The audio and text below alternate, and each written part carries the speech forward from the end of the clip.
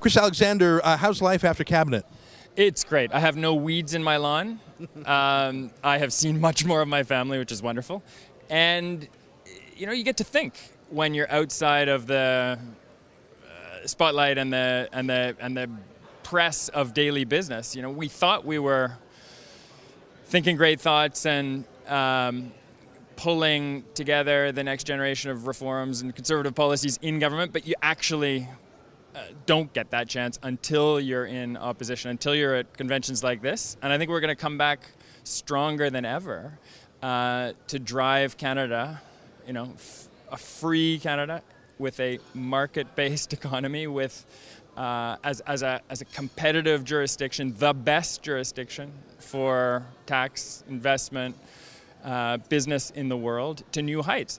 We're losing ground so fast since this new government came in.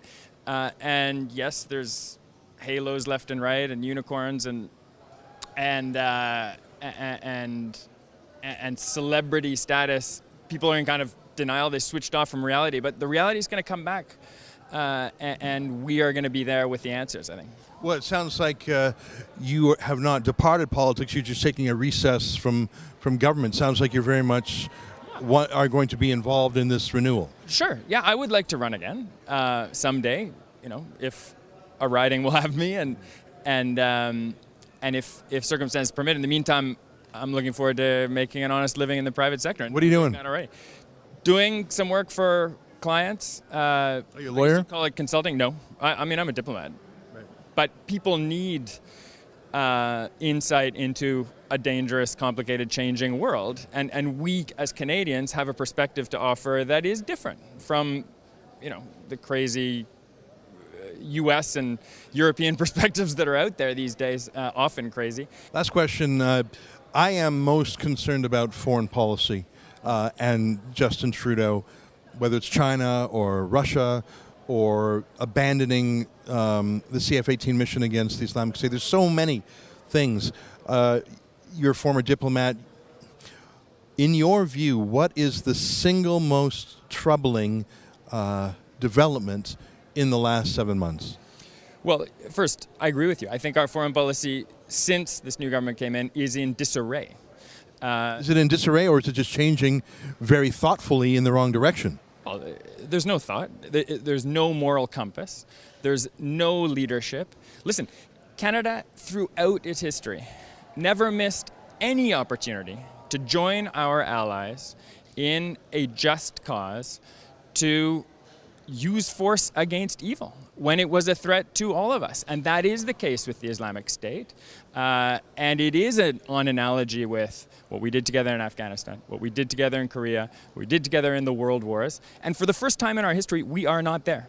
We were leading under Prime Minister Harper. Others admired and emulated our leadership and emulated our policies. Today we're at the back of the class. And this is what's most worrying, I think. This is a government that has trouble saying the word terrorism. Certainly. Well, they don't have the trouble saying terrorist. They have a terrible trouble saying Islamic terrorist. They do. Well, both. And when you look at their priority list, it's nowhere. There's climate change. There's a whole host of domestic issues. They do not think that Islamic jihadist terrorism, the terrorism that has brought us the biggest humanitarian crisis in post-war history, that has sent 10 million Syrians fleeing for their lives, millions of Iraqis, millions in other countries, is a problem in the world today. And yes, it's wonderful to welcome some Syrian refugees.